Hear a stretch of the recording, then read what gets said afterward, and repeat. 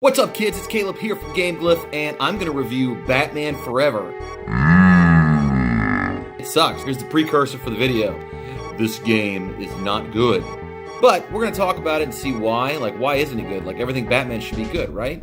Putting that magnitude of franchise in the hands of a developer, should yield some good results. Like, look at Batman Arkham City, Batman Arkham Asylum. Those were good games. Why isn't this game good? Well, we're going to go into that in this video, so check it out.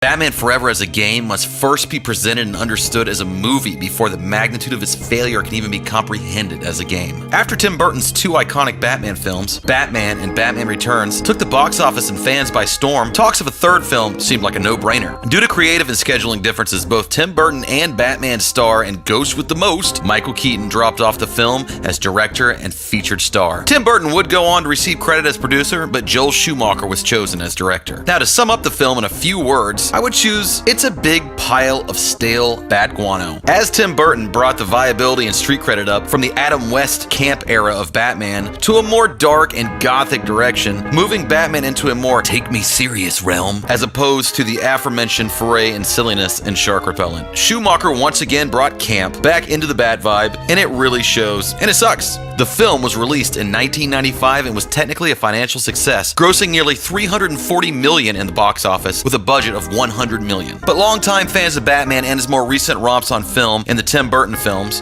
were feeling a little bit less enthused about these movies and a little more disappointed. The film starred Val Kilmer as Batman, introduced Robin played by Chris O'Donnell, Jim Carrey as Riddler, Tommy Lee Jones as Two-Face, and Nicole Kidman as Dr. Chase Meridian. Let me just stop you for a minute and ask you guys a question. Do you know that Nicole Kidman is very possibly a reptoid from the 10th dimension? And by saying this, what I mean is she eats insects. Yes, this beautiful woman right here likes to eat insects. If you don't believe me, watch this next clip. Here we have, crickets. Oh, nothing. Awesome. Like nothing you've ever tasted. To sum up the movie, it's a fun watch. Even with Val Kilmer's stale iteration of Bats and Chris's forgettable Robin, Tommy's pathetic attempt at playing Two-Face, that dude should have read a freaking comic book before he even undertook this movie, and even admits to regretting making it. But either way, Jim Carrey is in this movie, and you can always count on Jim Carrey to steal every scene in every movie as he Jim Carrey's all over the place. But enough talk about this movie. Let's talk about the game that was based on the movie. Batman Forever, the video game, was developed by Probe Entertainment and published by Acclaim for a number of unlucky platforms, including Super Nintendo, Sega Genesis, Game Gear, Game Boy, and DOS in 1995, the same year as the film. In this review, we are using the footage from the Super Nintendo version, as I find the Sega Genesis port unplayable due to controls and ear-bleeding music. The presentation and graphics in this game, at the time, were actually not that bad. Taking inspiration from games like Mortal Kombat, the character sprites were digitized and have a decent amount of animation. The backgrounds are pre-rendered. Kind of like Donkey Kong Country, but not nearly as inspired. But that's where the praise ends. Overall, the game is dark, a bit pixelated to look at, and the overall art direction seems a bit lacking in inspiration and comes across boring and repetitive. The sound and music, even on the SNES, are dreadful and maddening. The music is very unnerving and repetitive, and honestly makes little sense to hear. The few voice samples that you hear sound overly compressed and crunched. The gameplay and controls are where the game really tanks and falls apart. The combat takes even more inspiration from the Mortal Kombat franchise. It makes little sense in context with the rest of the game. Mapping on the controller consists of low punch,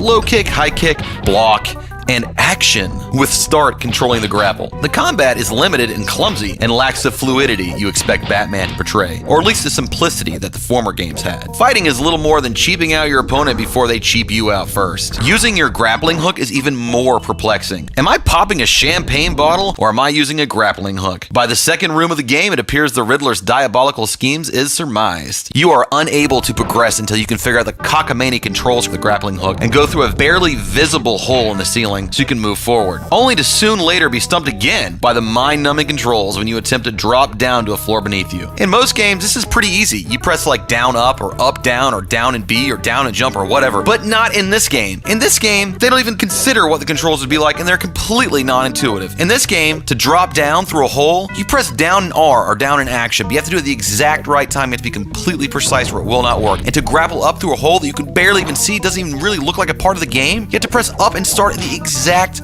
right time, at the exact right place, or it will not work, and you will go nowhere, or at best, you will swing around like a complete fool. However you look at it, this game is not good at all, and you will soon be longing for your life count to drop to 0 so you can end the boredom. Left to right, beat up repetitive bad guys with idiotic names like Tarantula? Tarantula? This guy's name is Tarantula. He looks just like everybody else. What makes him Tarantula? Strangely, one of the most fun times to be had in the game is when you simply ride an elevator. Yes, riding an elevator is fun in this game because you don't have to do anything else but just sit in the elevator and watch it go up. Look at the buildings and the stupid looking gargoyles with his stupid face. That's just kind of how I would describe this game. I describe this game as an elevator ride, going straight down to hell, where you are stuck with no control, boring visuals, awful music, and you just hope that it ends soon so you can get off and never get back on again. Batman Forever gets a 1 out of 10. It's even worse than Bat Nipples.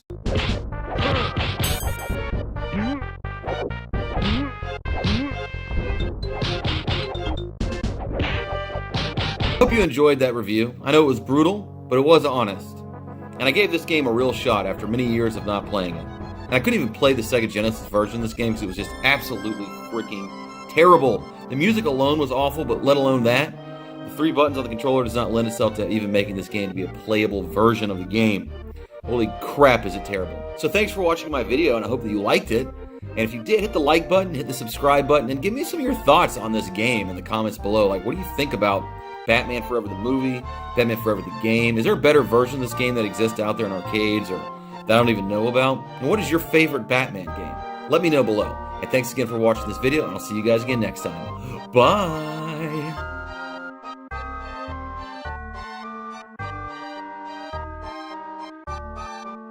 I don't want to hold on.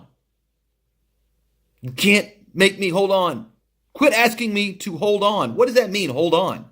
Why am I holding on? What am I holding on to?